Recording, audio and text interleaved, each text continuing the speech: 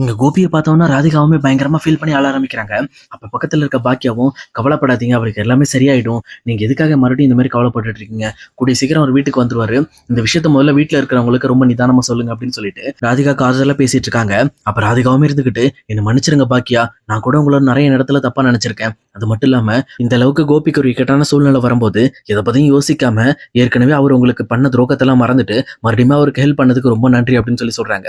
உடனே பாக்கியாவுமே, அதெல்லாம் ஒண்ணும் இல்லைங்க, அதெல்லாம் விடுங்க, அது தொழில்முறை போட்டி வேற கணக்கு. நான் இந்த மாதிரி வந்து எப்பவுமே அது எமர்ஜென்சினா கண்டிப்பா நான் ஹெல்ப் பண்ணுவேன் அப்படின்னு சொல்லிட்டு பாக்கியாவுமே சொல்றாங்க.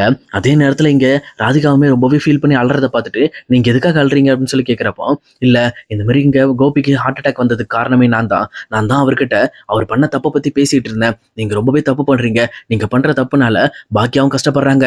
அது மட்டும் இல்லாம நீங்க பாக்கியாவை பழி வாங்குறத நினைச்சிட்டு எங்க கூட இருந்த வாழ்க்கையை நீங்க கெடுத்துட்டு இருக்கீங்க அப்படின்னு சொல்லிட்டு நானுமே ரொம்ப ஹர்ட் பண்ணிட்டேன். அதனாலதான் இந்த மாதிரி ஆயிடுச்சுன்னு நினைக்கிறேன். இதுக்கெல்லாம் காரணம் நான் தான் அப்படின்னு சொல்லி சொல்றாங்க. உடனே இதை கேட்ட பாக்கியாவும், இங்க பாருங்க, நீங்க அவருக்கு உண்மையை புரிய வைக்க நினைச்சிருக்கீங்க, வேற ஒண்ணும் கிடையாது. அது மட்டும் இல்லாம இவ்வளவு நாள் அவர் தப்பா இருந்திருக்காரு. ஆனா நீங்க பேசினதுக்கு அப்புறம் தான் அவர் அந்த தப்பெல்லாம் உணர ஆரம்பிச்சு நம்ம எவ்வளவு பெரிய பிரச்சனை பண்ணியிருக்கோம் அப்படிங்கிற விஷயம் அவருக்கு புரிய வந்திருக்கு. அதனாலதான் அவர் வந்து நெஞ்சு வலி வந்திருக்கு, வேற ஒண்ணும் கிடையாது. இது சாதாரண விஷயம் தான். சொல்லப்போனா இந்த பெரிய விஷயத்துல இருந்து அவர் தப்பிச்சு வெளியில வரும்போது உண்மையுமே நல்ல மனுஷனா இருப்பாரு. இதுக்கு மேல உங்க வாழ்க்கை ரொம்ப நல்லா இருக்கும் அப்படின்னு சொல்லிட்டு இந்த பக்கம் ராதிகாவுமே சமாதானப்படுத்தி அங்கிருந்து வீட்டுக்கு அனுப்புறாங்க.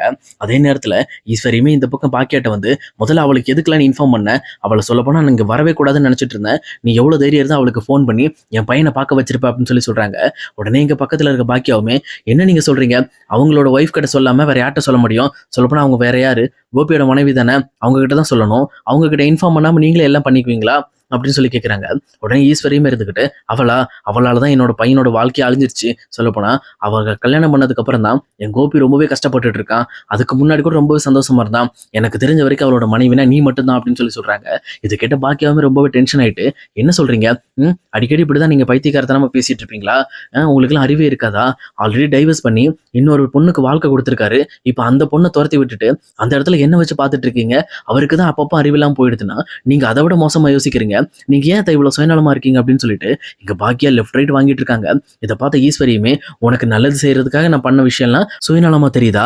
உண்மையை சொல்ல போனா உன் குழந்தைங்களுக்காக தான் நான் இதெல்லாம் பண்ணிக்கிட்டு இருக்கேன். கோபி கண்டிப்பா உன் கூட இருந்தான் அப்படின்னா நீ நல்லாவே சக்சஸ் பண்ண முடியும், உன்னோட வாழ்க்கை இம்ப்ரூவ் ஆகும். அதுக்காக தான் இதை பண்ணிட்டு இருக்கேன். அது மட்டும் இல்லாம என் பையனை நல்லா பாத்துக்கிற ஒரே ஆள் நீ மட்டும்தான்.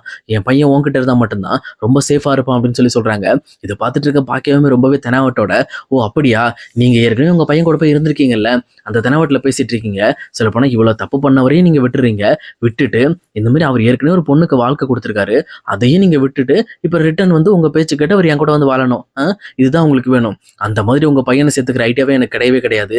அவரே விருப்பப்பட்டு வந்தாலும் இனிமேல் என் வாழ்க்கையில கோபி அப்படின்ற ஒருத்தர் இல்லவே இல்லை அப்படின்னு சொல்லிட்டு எங்க பாக்கியவுமே கோபத்தோடு சொல்லிட்டு அங்கிருந்து கிளம்பிடுறாங்க. இது கிட்ட ஈஸ்வரியுமே பயங்கரமா ஷாக் ஆகி போயிட்டு, என்ன இப்படி எல்லாம் பேசுறா, அவன் நல்லதுக்கு தானே பேசுறேன் அப்படின்னு சொல்லிட்டு இந்த பக்கம் வந்து செலியன்ட்ட சொல்லிட்டு இருக்காங்க. ஆனா பக்கத்துல இருக்க எழிலுமே, நீங்க தான் பாட்டி சரியா புரிஞ்சுக்கல, அம்மா சொல்றது சரிதான். சொல்லப்போனா கோபிக்குன்னு இன்னொரு குடும்பம் இருக்கு. இப்ப அந்த குடும்பத்தை விட்டுட்டு அவர் மறுபடியும் நம்ம குடும்பத்தோட வந்து சேர்றதெல்லாம் நடக்காத காரியம். அப்படி அவரே அதை விருப்பப்பட்டாலும் அந்த குடும்பத்தை மறுபடியும் அவர் வந்து நட்டாத்துல தவிக்க விட்டுட்டு தான் வரணும். அது உண்மையிலுமே தப்பான விஷயம் அப்படின்னு சொல்லிட்டு இங்க ஈஸ்வரிக்கு புரிய வைக்க ட்ரை பண்றாங்க. ஆனா ஈஸ்வரியுமே மறுபடியும் மடத்தனமா அதை புரிஞ்சுக்காம, அதெல்லாம் கிடையாது, என் பையனை இனிமேல் வந்து அந்த ராதிகா கூட நான் சேர விட மாட்டேன், சொல்லப்போனா வீட்டுக்கே போக விட மாட்டேன், நம்ம வீட்டுக்கு தான் நான் கூட்டிட்டு வர போறேன்னு ரொம்பவே பிடிவாதமா பேசிட்டு இருக்காங்க. அதே நேரத்துல இங்க ராதிகாவுமே வீட்டுக்கு போயிட்டு கோபிக்கு நடந்த விஷயத்த பத்தி மயு கிட்டையும் அதுவும் இல்லாம இங்க ராதிகாவோட அம்மா கிட்டயுமே சொல்லிட்டு இருக்காங்க.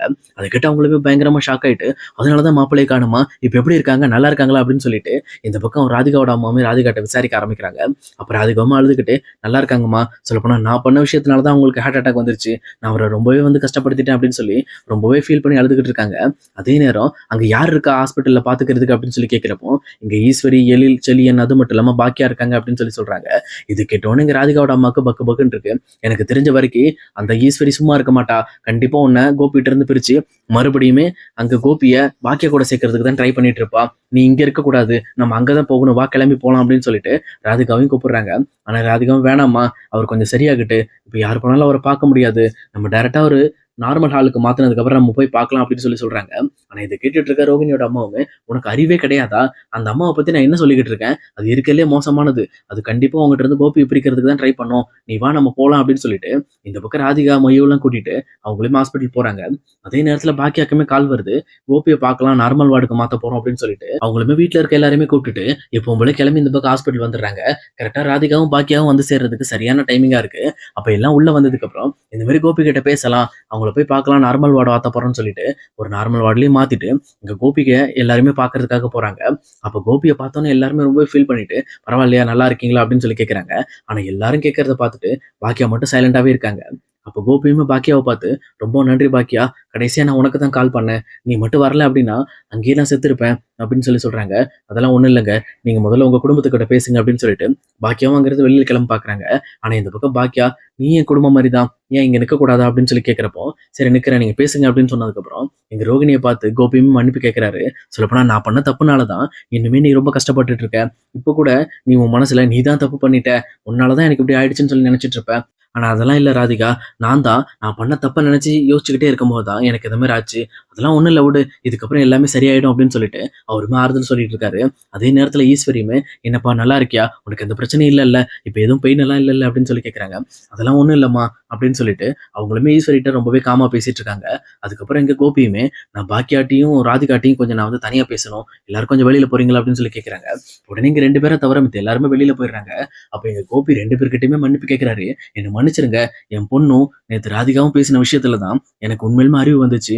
ஏன்னா நான் அந்த அளவுக்கு பாக்கியா மேல இருக்கிற கோபத்துல நான் அவங்கள பழிவாங்கணும்னு நினைச்சு என்னோட குழந்தைங்கள நான் என் கையாலே பழி வாங்கிட்டு இருந்திருக்கேன். அதுல எவ்வளவு என் குழந்தைங்க கஷ்டப்பட்டிருக்கு அப்படிங்கிற விஷயத்த என் பொண்ணு சொல்லி தான் கேள்விப்பட்டேன். இதுக்கு மேல நான் பாக்கியாவை எப்பவுமே எதிர்த்து அது மட்டும் இல்லாம அவங்கள கஷ்டப்படுத்தணும்னு நினைக்க மாட்டேன். ஏன்னா அந்த அளவுக்கு எனக்கு ஒரு பெரிய பாடத்தை என் பொண்ணு கத்துக் கொடுத்துட்டா" அப்படின்னு சொல்றாங்க. அது மட்டும் இல்லாம அத அழுதுகிட்டே சொல்றாரு. அப்போ பாக்கியாவும், "இங்க பாருங்க, சும்மாலாம் அழாதீங்க. அதெல்லாம் சரியா போயிடுச்சுல்ல, விட்டுருங்க. ஃப்ரீயா விடுங்க" அப்படின்னு சொல்லிட்டு இந்த பக்கம் கோபிய சமாதானப்படுத்துறாங்க. அதே நேரத்துல ராதிகாவுமே, "நீங்களே என்ன மன்னிக்கணுங்க. நானுமே உங்கள ரொம்பவே கடுமையா திட்டிட்டேன். அது மட்டும் இல்லாம நீங்க பண்ற விஷயங்கள் எனக்கு ரொம்பவே பிடிக்கல. ஏன்னா இந்த அளவு பண்றது நம்மளோட பொண்ணுக்குமே கெடுதல் அப்படிங்கிறதுனால தான் நான் அத உங்கள தடுக்க பார்த்தேன்" அப்படின்னு சொல்றாங்க. "நீ சொன்னதும் சரிதான். இதுக்கு மேல இந்த மாரி நான் விஷயத்த பண்ண மாட்டேன்" அப்படின்னு சொல்லி கோபியுமே ஒத்துக்கிறாரு. அதுக்கப்புறம் எப்பவும் போல ராதிகாவும், பாக்கியாவும் வெளியில வந்துடுறாங்க. வந்ததுக்கப்புறம் அவங்களுமே எல்லாருமே மீட் பண்ணி பார்த்துட்டு, சரி வீட்டுக்கு கிளம்பலாம் அப்படின்னு சொல்லி பாக்கியா கிளம்புறாங்க. அப்ப கிளம்புறப்போ மத்தவங்களலாம் வீட்டுக்கு அனுப்பிச்சு விட்டுட்டு, இங்க பாக்கியா மட்டும் டைரக்ட்டா போலீஸ் ஸ்டேஷன் போறாங்க.